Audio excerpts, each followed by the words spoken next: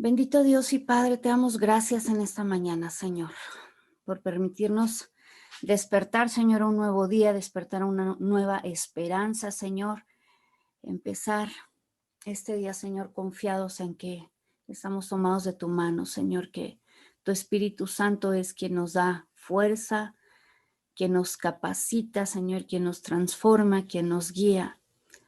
Te damos gracias, Padre, porque tenemos la oportunidad de entrar a tu misma presencia, Señor, a tu lugar santísimo, por el camino que abrió Cristo por medio de la cruz derramada, de la sangre, perdón, derramada en la cruz del Calvario. Te doy gracias por tu amor, Señor, por tanta bondad y paciencia, Señor, que has manifestado hacia el ser humano, Señor. Permite, Señor, que también nosotros podamos responder a ese amor también, Señor, en agradecimiento y rindiéndote, Señor, nuestra vida a ti.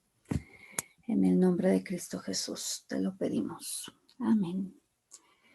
Muy bien, pues en esta mañana estamos iniciando el tema número 8, que es, desde mi perspectiva, uno de los pilares más importantes de la fe cristiana, y vamos a explicar cuál es la razón de esto. Antes de entrar aquí, me gustaría que hiciéramos un ejercicio de memoria para recordar cuáles son los temas que hemos visto, ver si alguien hasta aquí tiene alguna pregunta y algo que no le haya quedado claro antes de seguir avanzando, y si no, para empezar ya propiamente con el tema. Si alguien se recuerda cuál fue la primer verdad que revisamos. La existencia de Dios. Gracias. Entonces, número 1, la verdad de que Dios existe. La segunda, La veracidad de la Biblia, ¿no? muy bien, la veracidad de la palabra de Dios. Y recuerden que esto es fundamental, ya que pues prácticamente toda la doctrina cristiana está fundamentada en la palabra de Dios, y si nosotros no tenemos plena certeza de su veracidad, de su confiabilidad, pues entonces de ahí se generan tantas dudas. La número 3.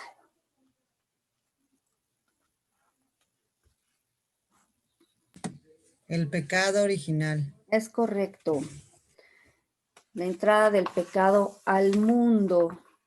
Y vemos cómo todavía, pues hasta ahora sigue haciendo estragos en la tierra. La verdad número 4. Dios se hizo carne. Dios se hizo humano, efectivamente, se hizo carne. Era necesario para la expiación, que es el tema número 5, la expiación de Cristo por el pecado. Después de eso, el sexto, ¿quién se acuerda?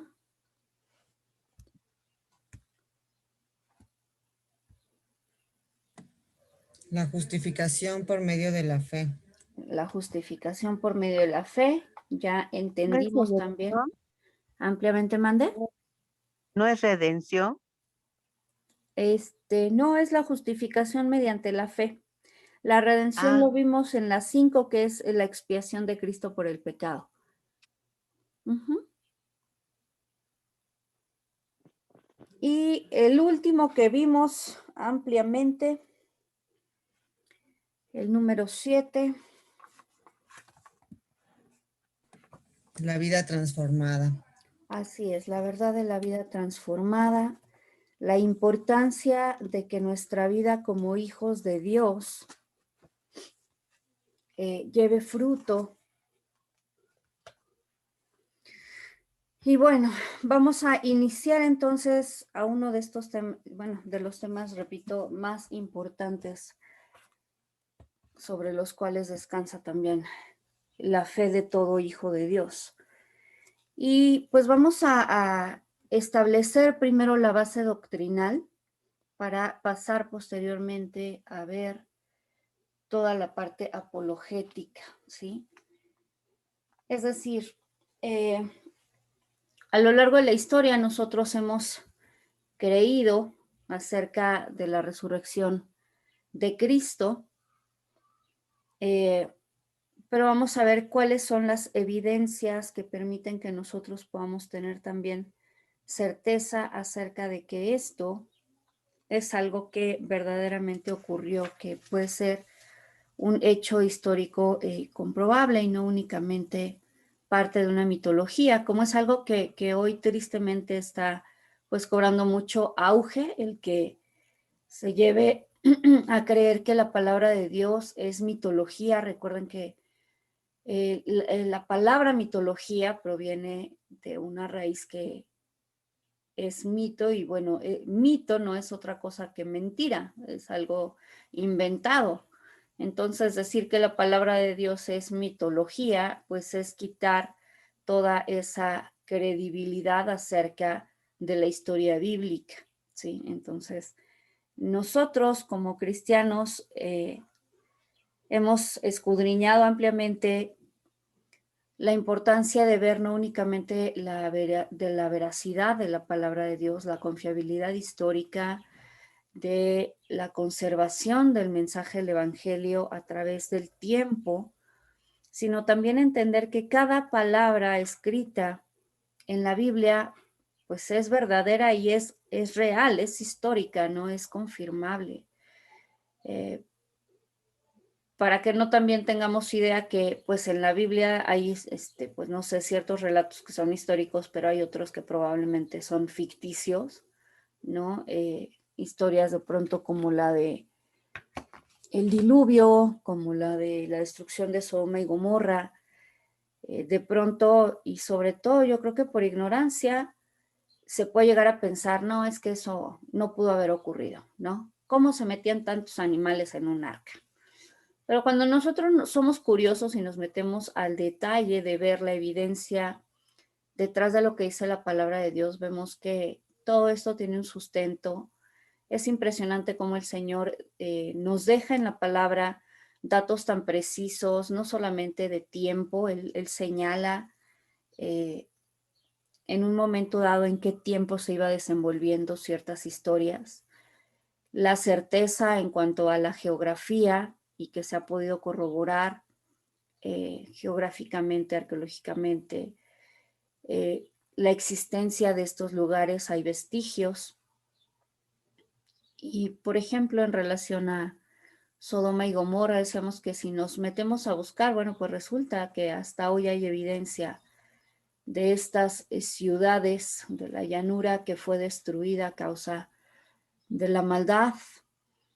Y hasta hoy se encuentra que estas ciudades fueron destruidas a causa de fuego y azufre, como lo dice la palabra de Dios, están bajo pues una capa bastante grande de cenizas y se encuentra incluso el pilar que refleja lo que sería la estatua de sal. En fin, o sea, en la medida que nosotros vamos indagando, encontramos que efectivamente la palabra de Dios dice que si nosotros no clamamos, las piedras clamarían. Y esto a mí me habla mucho acerca de toda la evidencia arqueológica que hay que nos permite tener la certeza de que la palabra de Dios realmente está en una base y en un contexto histórico. Y este hecho de la resurrección es muy importante que nosotros lo podamos situar también en ese mismo contexto, ¿sí? Qué bueno que podamos tener fe al respecto, pero ya entendimos que si la fe está basada en un hecho absurdo, entonces no sirve de nada. Aprendimos cuando hablábamos acerca de la verdad número 6, que es la justificación por medio de la fe, que la fe en sí misma no sirve absolutamente nada si no está basada en un hecho concreto. En este caso, nosotros ponemos nuestra fe en la muerte y la resurrección de Cristo Jesús para salvación. Y decíamos, si esto no hubiera ocurrido, ¿sí? Entonces, como dice 1 Corintios 15, pues nuestra fe es vana. Vamos a ver qué es lo que eso implica, ¿sí? Ahora, algo interesante es que en términos de la propiciación, es decir, de el pago por nuestro pecado, lo que narra la palabra de Dios en la antigüedad es que era necesario que un animalito fuera sacrificado en lugar de las personas que habían cometido pecado. Esa es como la base fundamental acerca de la expiación, acerca del sacrificio de Cristo para redención de nuestros pecados. Sin embargo, nosotros nunca vemos en la historia de la antigüedad, pues que los animalitos después de haber muerto resucitaran. Entonces, la pregunta es, ¿cuál es la importancia de la resurrección de Cristo? El pago por los pecados hubiera sido satisfecho únicamente con su muerte. ¿Por qué entonces era necesario que Él resucitara? Pues también esto es importante que lo comprendamos, ¿sí? Es lo que vamos a ir avanzando en la medida que estudiamos. Vamos a empezar leyendo la palabra de Dios en el capítulo 27 de Mateo, ¿sí? Para empezar a establecer el contexto de lo que estamos hablando. Voy a leer a partir del verso 27 para que me vayan siguiendo. Y dice así la palabra de Dios. Los soldados del procurador, llevando entonces a Jesús dentro del pretorio, reunieron a toda la compañía alrededor de él, y lo desnudaron y lo cubrieron con un manto de púrpura, y trenzaron una corona de espinas y lo colocaron sobre su cabeza y pusieron una caña en su diestra, y arrodillándose ante él se burlaron diciendo, Salve, Rey de los judíos. Y escupiendo en él, tomaron la caña y lo golpearon en la cabeza. Después de burlarse de él, le quitaron el manto, le pusieron su ropa y lo llevaron para crucificarlo. Y al salir hallaron a un hombre cireneo llamado Simón. A este obligaron para que llevara su cruz. Y llegando a un lugar llamado Gólgota, esto es lugar de la calavera, le dieron a beber vino mezclado con hiel, pero después de probarlo no lo quiso beber. Y lo crucificaron y se repartieron sus ropas echando suertes. Y allí sentados lo vigilaban. Por encima de su cabeza pusieron escrita la acusación contra él, Este es Jesús, el Rey de los judíos. Y con él fueron crucificados 2 ladrones, uno a la derecha y otro a la izquierda. Y los que pasaban lo insultaban, meneando la cabeza, y diciendo, el que derriba el santuario y en 3 días lo edifica, si eres hijo de Dios, sálvate a ti mismo y baja de la cruz. De igual manera, los principales sacerdotes, burlándose, junto con los escribas y los ancianos, decían, a otro salvó, a sí mismo no se puede salvar. Rey de Israel es, baje ahora de la cruz y creeremos en él. Ha confiado en Dios, líbrelo ahora si quiere, porque dijo soy hijo de Dios. Y del mismo modo lo insultaban también los ladrones que habían sido crucificados con él. Desde la hora 6 hubo oscuridad sobre toda la tierra hasta la hora 9. Y alrededor de la hora 9 Jesús exclamó con gran voz diciendo, Elí, Elí, lama sabactani, esto es, Dios mío, ¿por qué me desamparaste? Y algunos de los que estaban allí al oírlo decían, a Elías llama este. Al instante uno de ellos corrió y tomó una esponja y empapándola en vinagre la puso en una caña y le dio de beber. Pero los demás decían, deja, veamos si Elías viene a salvarlo.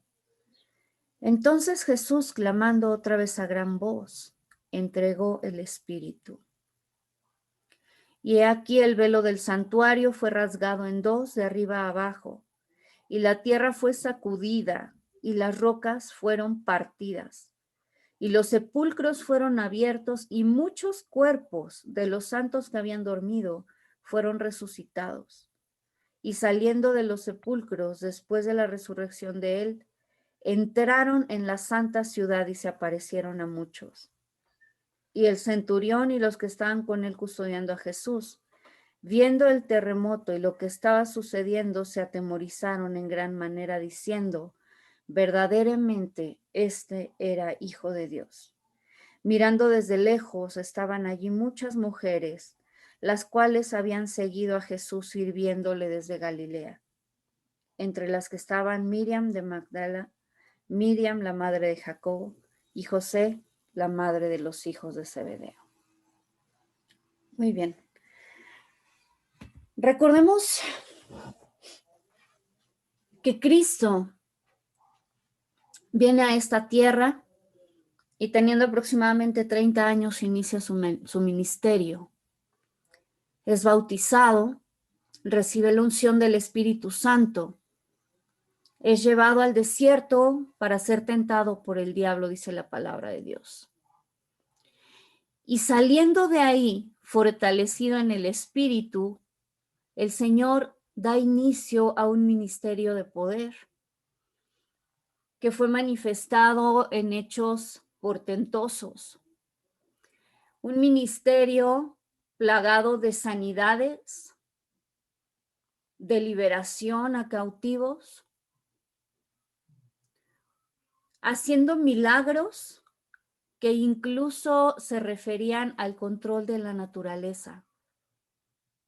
Hechos sin precedentes, cosas que nunca antes se habían visto y que manifestaban una sola cosa acerca de este hombre, que lo que él decía de sí mismo, yo soy el Hijo de Dios, era una verdad. Él incluso dijo, no crean mis palabras, pero crean los hechos que yo manifiesto. Y con eso no únicamente teníamos la certeza de un hombre que se autoproclamaba Dios, sino que además dejó amplia evidencia acerca de todos esos portentos que evidenciaban quién era él. Un ministerio realmente breve comparado con la vida de muchos otros que han llevado a cabo o que han dedicado su vida a la búsqueda de la verdad, a una introspección, a establecer los fundamentos de otras religiones, doctrinas.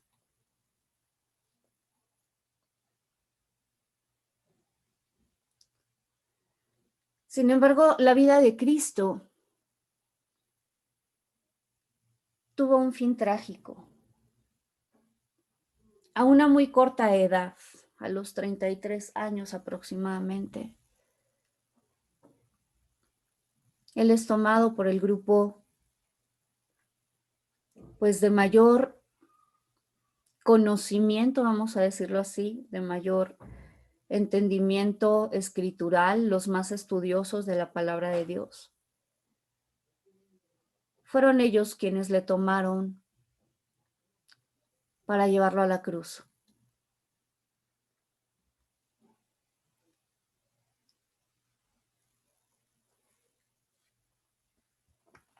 Imagina el sentimiento de la gente que le había seguido.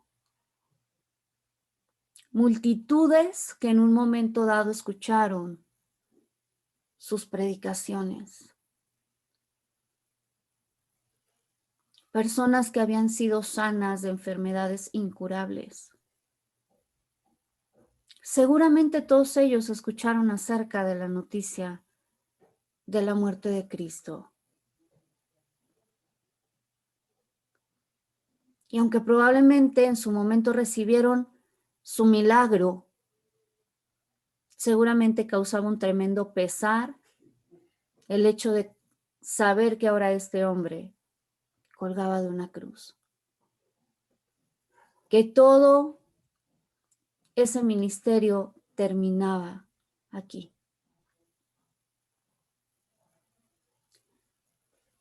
Pero no solo las multitudes. Imagina al grupo de creyentes, a sus discípulos, que confiaron en alguien que ellos creían con un fervor que verdaderamente iba a cambiar el mundo para siempre. Un puñado de devotos judíos creía que un hombre llamado Jesús, el Mesías, el libertador que iba a romper los lazos opresivos que tenían los romanos sobre ellos y que además establecería un reino permanente de verdadera piedad en la tierra.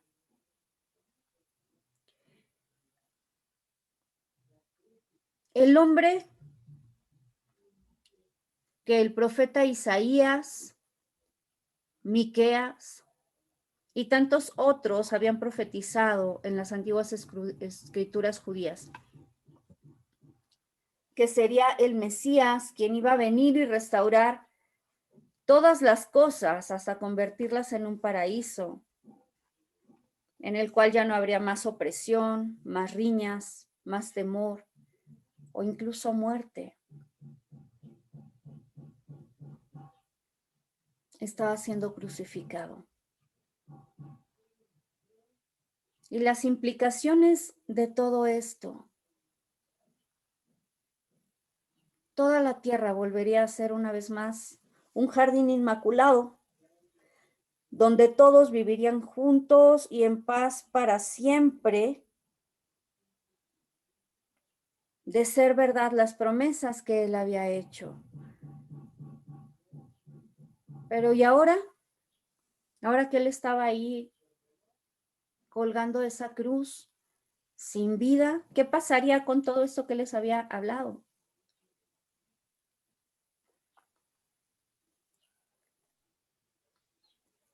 Vamos a imaginar el terrible estado mental y emocional en el que seguramente este grupo de discípulos se encontraba mientras veían al Mesías, al libertador, dando un último y agonizante suspiro, colgado para morir como un criminal común en una cruz romana, de la forma más vergonzosa en ese tiempo. Aquí está el hacedor de milagros, que había mostrado que podía mandar la naturaleza, sanar las enfermedades, resucitar incluso a muertos y producir comida con una palabra o con un gesto. Y ellos lo habían dejado todo para seguirlo. Aquí estaba el rey que ellos habían creído que iba a volver a establecer el reino de Israel. Pero ahora simplemente estaba él ahí clavado en una cruz, muriendo. Y muriendo con él estaban todas las esperanzas que habían puesto en él.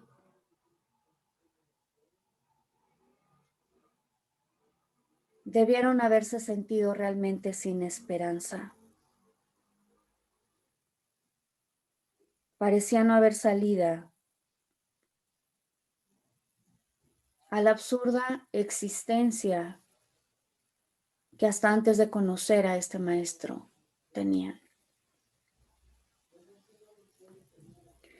Pero mucho más que solamente el destino de estos discípulos, o incluso el destino del pueblo de Israel, lo que colgaba en la cruz en ese día era el destino de toda la raza humana y la esperanza de un brillante porvenir y de la vida después de la muerte. Cristo era la única esperanza de la humanidad,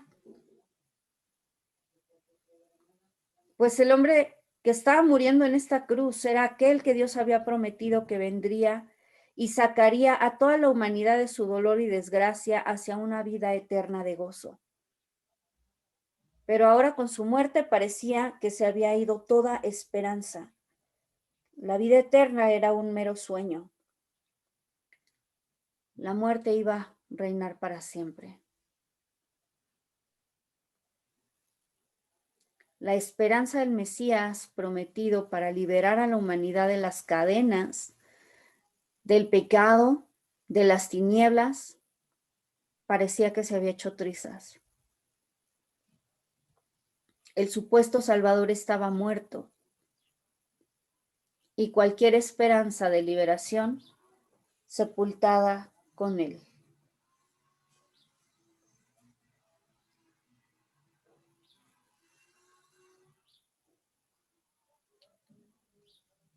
Si la historia de Cristo hubiera terminado en esa cruz del Calvario, probablemente, como les decía, podríamos nosotros pensar que Él satisfizo la demanda de justicia de Dios a favor de nosotros a causa de nuestro pecado. Eso era necesario, que Él muriera en nuestro lugar.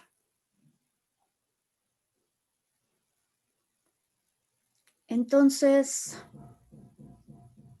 ¿por qué era necesario que Él se levantara de la cruz?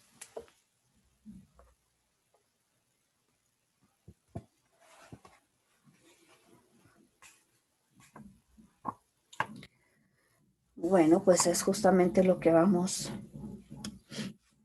a ir estudiando. Una vez que el Señor Jesucristo murió, y después incluso que los soldados romanos determinaron que realmente estaba muerto, recordemos que utilizaron una lanza para atravesar su costado, y la palabra dice que de él salió agua y sangre. Dicho sea de paso, dos símbolos importantes en la expiación.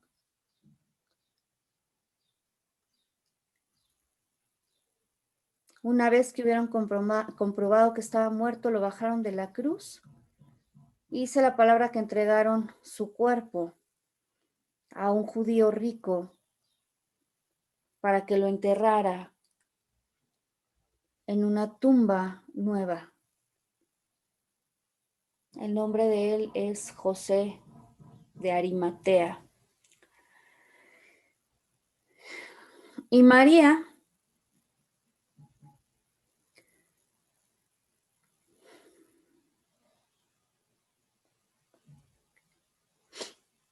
dejó esta escena decidida a visitar la tumba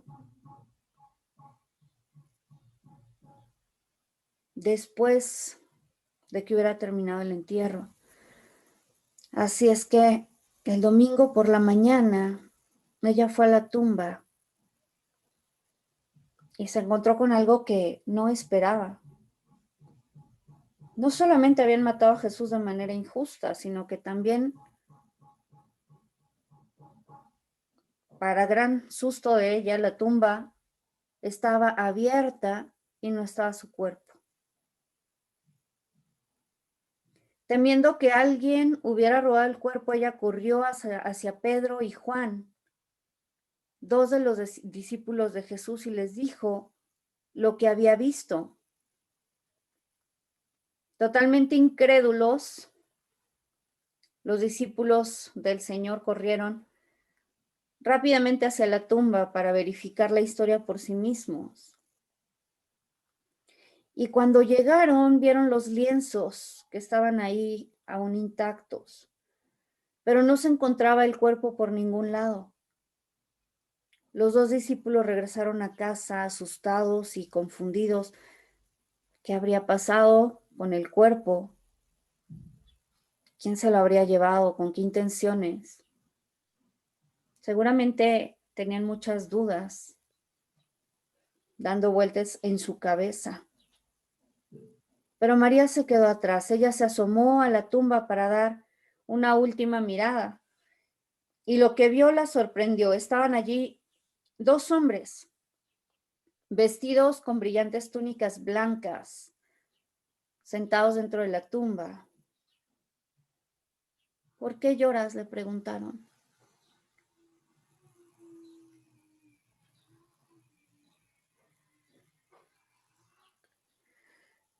Porque se han llevado a mi Señor.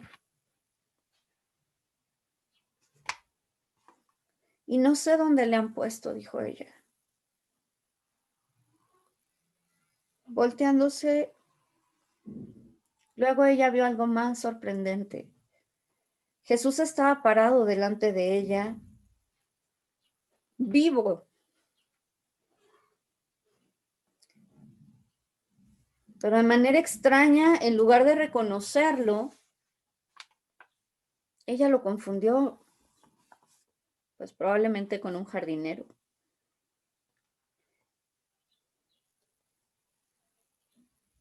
La palabra no nos dice cuál fue la razón por la cual no lo reconoció. Tal vez sus ojos estaban llenos de lágrimas, quizá estaba oscuro, tal vez ni siquiera le vio el rostro o quizá simplemente Dios impidió que entendiera quién era él. Hasta que Jesús le hizo la misma pregunta que los ángeles: mujer, ¿por qué lloras? Aún sin saber ella con quién estaba hablando, le dijo: Señor, si tú te lo has llevado, dime dónde lo has puesto y yo lo llevaré. María seguramente estaba confundida y angustiada. Ella amaba mucho a Jesús y quería presentar sus últimos respetos. Pero después, en un momento de extraordinaria ternura, Jesús la llamó por su nombre. María, le dijo. Y maestro, respondió ella mientras lo iba reconociendo, y corrió hacia él para abrazarlo por el gozo que le daba de saber que estaba ahí. Jesús estaba delante de María, vivo, sano, saludable, porque la muerte no lo pudo retener. Dios lo resucitó para cumplir su misión y traer a este mundo enfermo y moribundo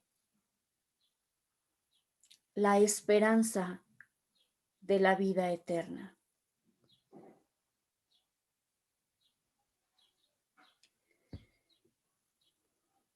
Cuando nosotros únicamente nos quedamos con la imagen de Cristo en la cruz del Calvario,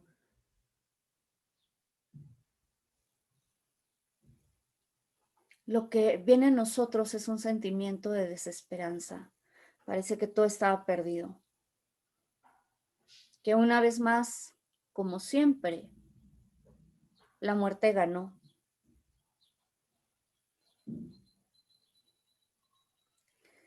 Pero después de 3 días, en la tumba de un rico, Jesús apareció vivo nuevamente. Y la noticia fue tan impactante que los discípulos se negaron a creerla, hasta que él mismo se les presentó personalmente. E incluso les dejó tocar sus heridas con sus propias manos.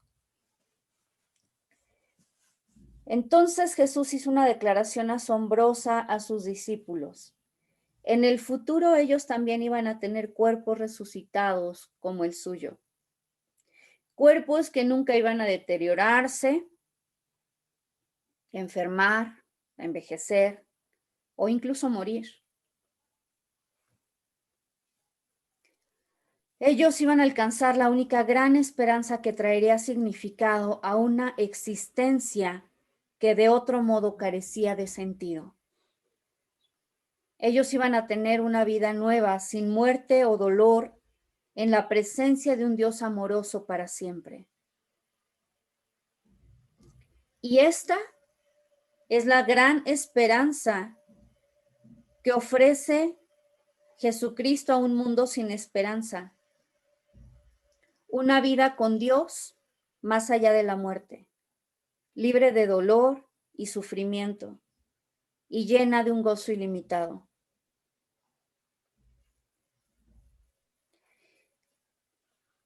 Esto es como la palabra de Dios describe que es estar en la presencia de Dios, un lugar de una bendición inimaginable, un sitio de éxtasis, y satisfacción. La palabra de Dios, a diferencia de muchas otras creencias, ideologías, filosofías, religiones, menciona la vida después de la muerte con anticipación y gozo. Y nosotros como hijos de Dios esperamos ansiosamente el día en que todas las lágrimas serán enjugadas.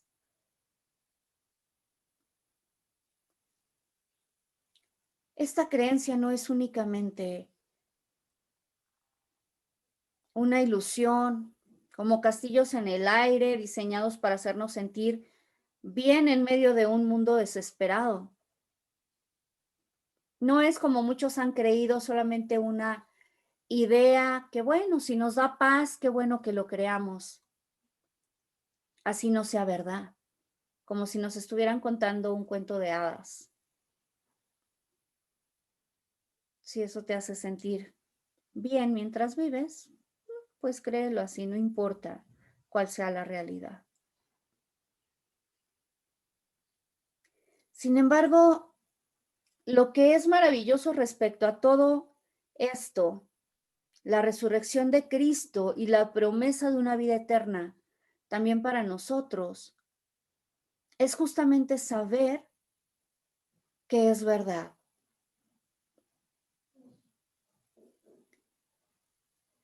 Tenemos suficientes razones para creer que aquel en quien hemos puesto toda nuestra confianza, toda nuestra fe, tiene el poder no únicamente para transformar nuestra vida en esta tierra, sino para darnos la esperanza de una vida eterna.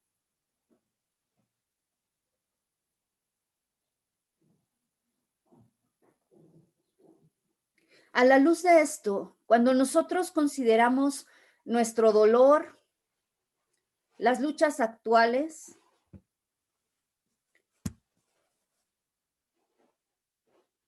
cuando nosotros tenemos una esperanza en una vida eterna, como es la promesa que hace el Señor en su palabra, podemos trascender nuestras circunstancias aparentemente desesperadas. Hay una frase que dijo la Madre Teresa de Calcuta, y es la siguiente: desde el cielo, dice, la vida terrenal más miserable parecerá como si fuera una mala noche en un hotel incómodo. Cuando nosotros podemos comparar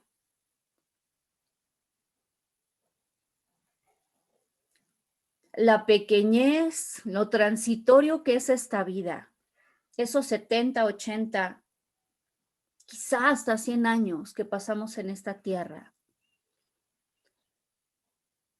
con lo interminable de la vida eterna,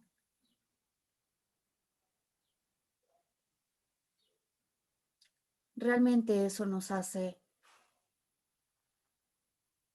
tener fuerza, tener valentía.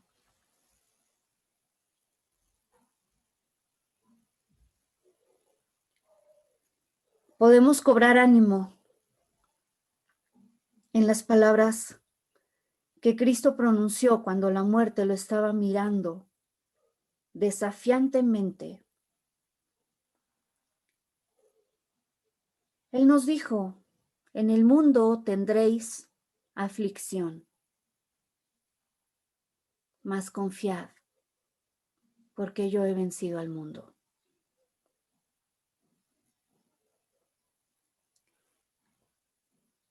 Es útil y muy necesario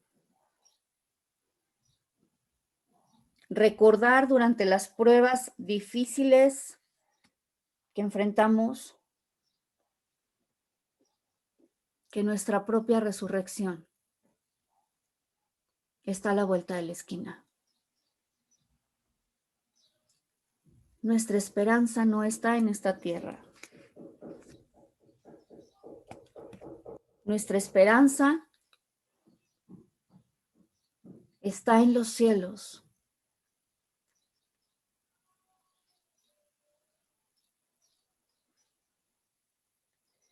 Entonces, ¿qué es lo que significa la resurrección de Cristo para nosotros?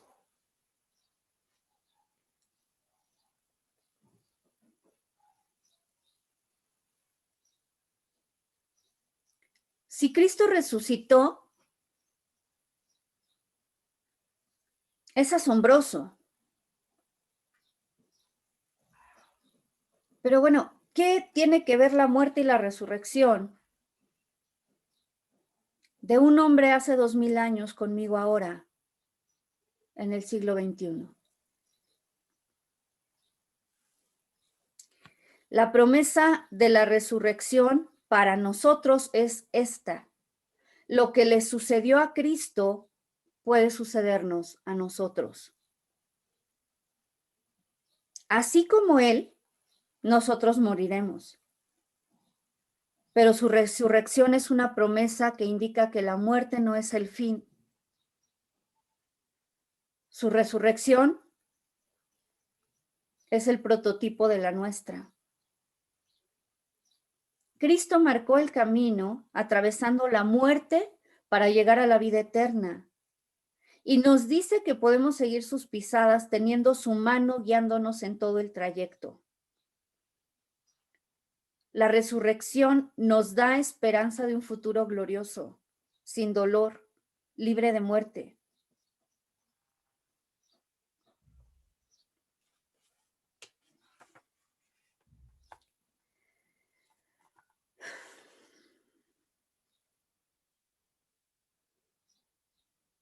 Seguramente tenemos muchas preguntas acerca del significado de la resurrección. ¿Por qué fue entonces necesaria?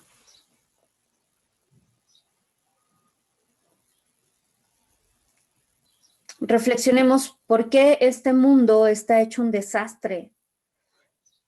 Si se supone que la resurrección, resuelve los problemas del mundo, ¿por qué aún lidiamos con el dolor, con guerras, con problemas y aún con muerte?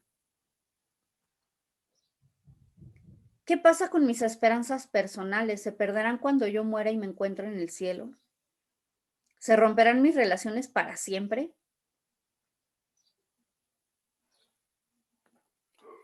No sé si les ha pasado, pero a veces he escuchado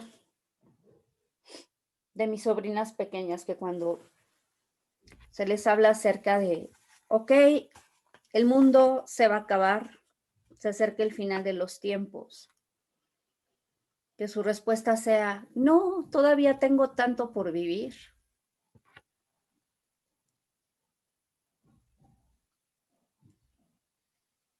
Y creo que quizá a muchos adultos nos puede estar ocurriendo, ¿no? Sentimos que el mundo se acabe quiere decir que se acabaron como todas las cosas padres que yo quería de esta vida.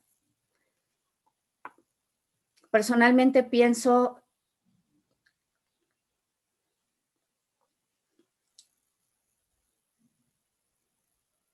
que nuestra concepción acerca de lo que es estar en la presencia de Dios está tan lejos de la realidad. Muchas veces cuando pensamos en eso, quizá lo que más nos viene a la cabeza, porque lo hayamos escuchado así, no lo sé, lo hemos visto en algún lado, nos dicen, es que vas a estar como en una nubecita, con una arpita, tocando ahí eternamente, y decimos, qué aburrido. Y yo me recuerdo haber escuchado una conferencia hace muchos años, donde decían que así como el universo es tan grande, que simple y sencillamente un ser humano que quisiera conocer alguna galaxia que está a miles o millones de años luz, sería humanamente imposible.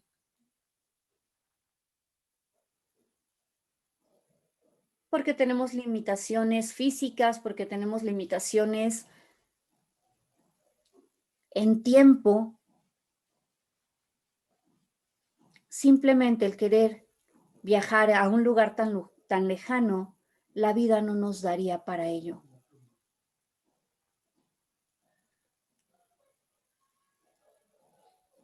Por eso es necesario la eternidad.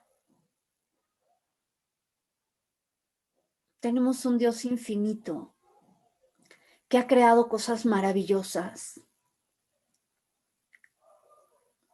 Y estoy segura que nuestra mente limitada no nos da para poder comprender lo hermoso que va a ser estar en la presencia del Señor.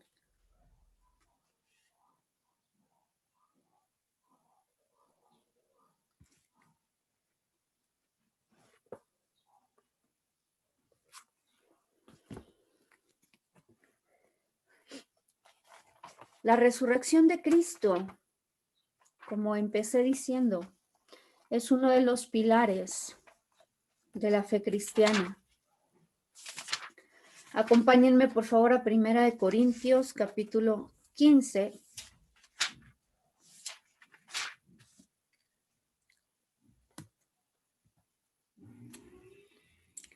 Solamente voy a leer de los versos 13 al 15 y dice: porque si no hay resurrección de muertos, tampoco el Mesías fue resucitado.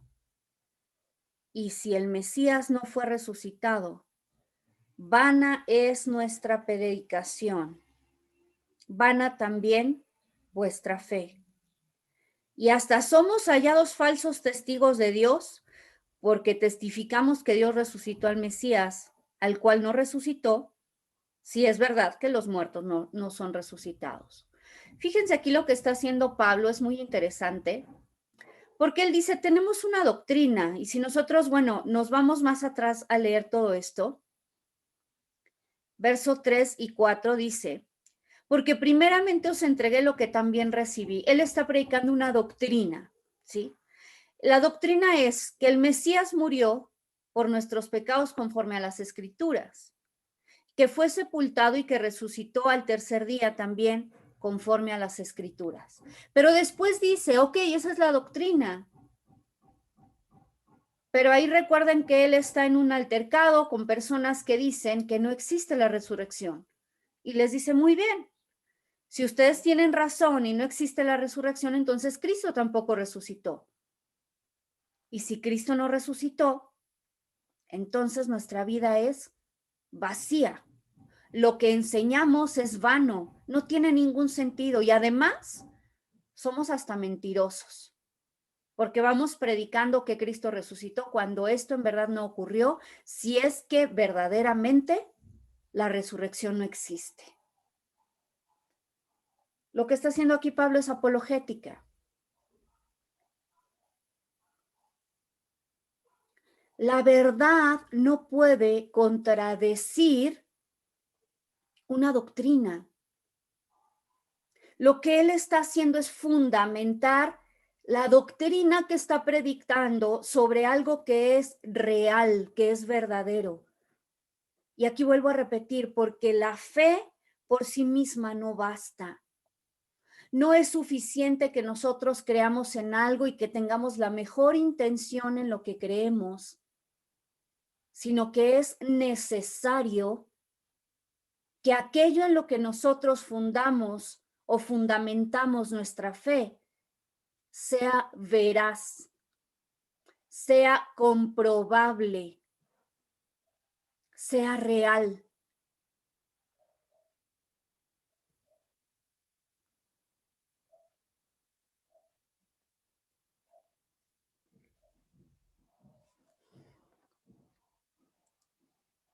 Ahora, todo esto tiene un impacto en nuestro día a día.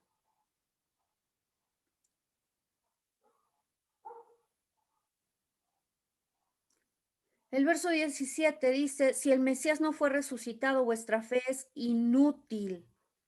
Aún estáis en vuestros pecados. Y también los que durmieron en el Mesías perecieron. Dice, y si solamente para esta vida esperamos en el Mesías, somos los más dignos de lástima de todos los hombres. Estas declaraciones son fuertes. Pero fíjense lo triste de nuestra realidad actual, que hay tanta gente siguiendo filosofías vanas, creyendo que la vida se termina aquí. ¿Y por qué digo filosofías vanas? Porque si la filosofía, cualquiera que sea, que yo estoy siguiendo, sirve únicamente para vivir esta vida, uf, qué triste.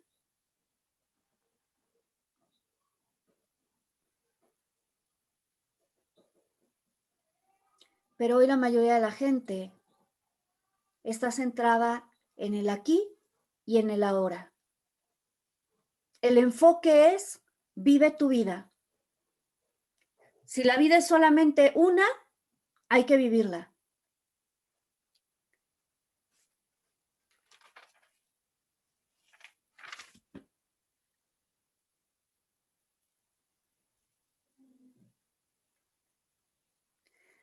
¿Cuál es la diferencia con nosotros entonces?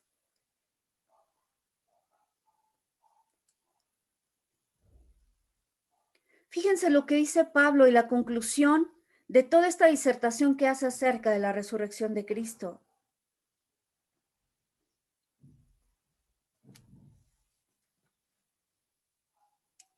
Lo que él dice es, si la resurrección no existe, de nada sirve el sufrir. Vámonos hasta el verso, vamos al 31.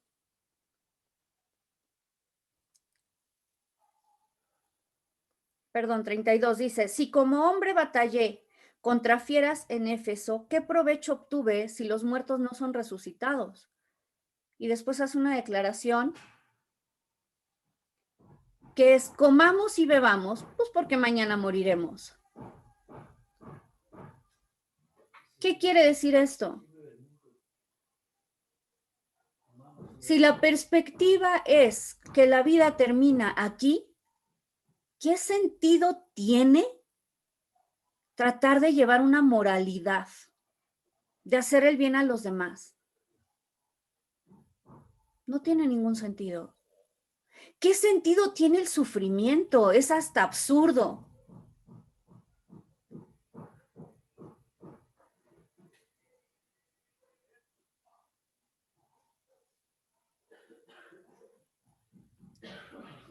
Si la vida termina aquí,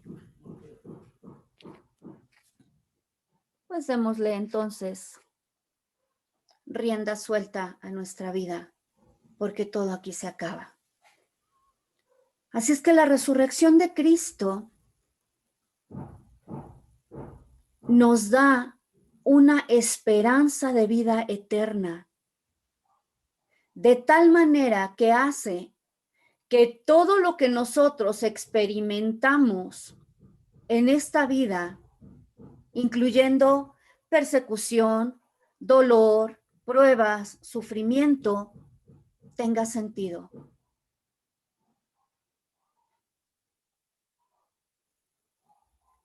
Si no hay vida eterna, nada tiene sentido. Les voy a leer una declaración, una escritura que hace una chica que es atea, para que nosotros entendamos por qué la desesperanza tan grande que hay ahora en el mundo. Dice así: estoy confundida. Siempre creí que la ciencia sería la cura de todos mis problemas, pero no sé si puedo seguir viviendo sin vida eterna. Supongo que simplemente yo misma tendré que encontrar una manera de superar esta existencia sin sentido. Ojalá conociera a alguien que pudiera mostrarme el camino a la vida eterna. Pero si la ciencia no puede dar las respuestas, entonces ¿quién o qué podrá? ¿No es cierto que parece como que hay un poder superior que da un propósito a nuestras vidas? Bueno, la ciencia dice que no. Por lo tanto, no lo hay. Yo aquí agregaría, entre paréntesis, también depende a qué ciencia hacemos caso, porque como hemos visto, ciertamente hay ciencia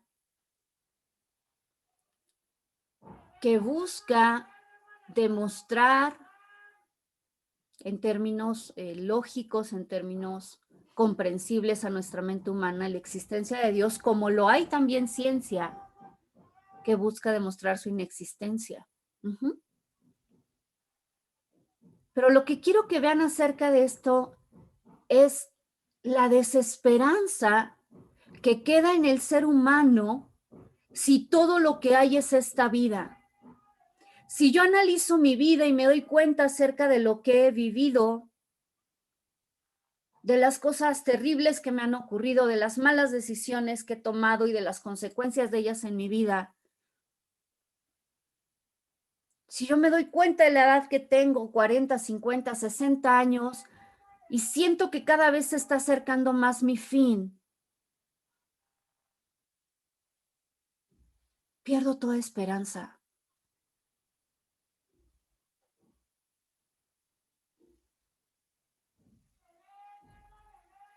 Pero que la resurrección de Cristo sea una realidad histórica, comprobable, real, permite que yo pueda tener esperanza en una vida después de la muerte.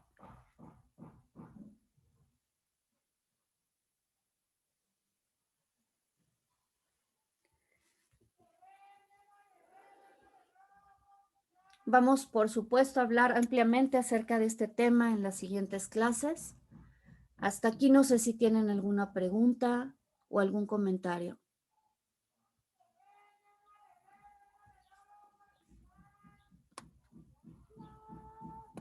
¿Nadie? Vamos a orar. Bendito Dios, te damos gracias en esta mañana, Señor. Gracias porque podemos tener la certeza plena, Señor, de que toda nuestra vida tiene un sentido, tiene un propósito, Señor. Te damos gracias, Señor, porque estamos ciertos que aunque nuestra vida terminara el día de hoy, Señor, en esta tierra,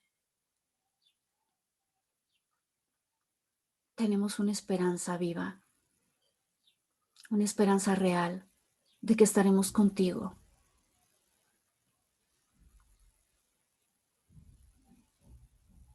Y eso hace que todo, Señor, cobre sentido. Ahora hacen sentido esas frases de Pablo de decir, para mí el vivir es Cristo y el morir es ganancia. El perder el miedo a la muerte, entendiendo, Señor, que es lo mejor que nos podría pasar, porque eso nos da acceso a tu misma presencia, Señor.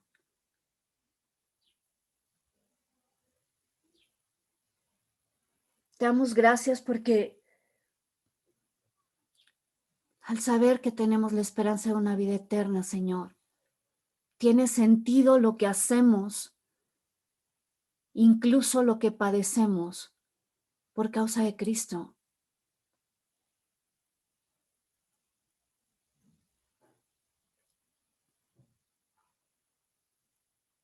Ayúdanos, Señor, a tener plena certeza en que así como Cristo se levantó de la muerte y está sentado a la diestra del Padre, de la misma manera, un día estaremos con Él. Y que en esa confianza, Señor, nos podamos conducir cada día sabiamente, aprovechando el tiempo, dice tu palabra, porque los días son malos. Bendecimos su nombre en esta mañana, Señor, y te damos gloria. Amén.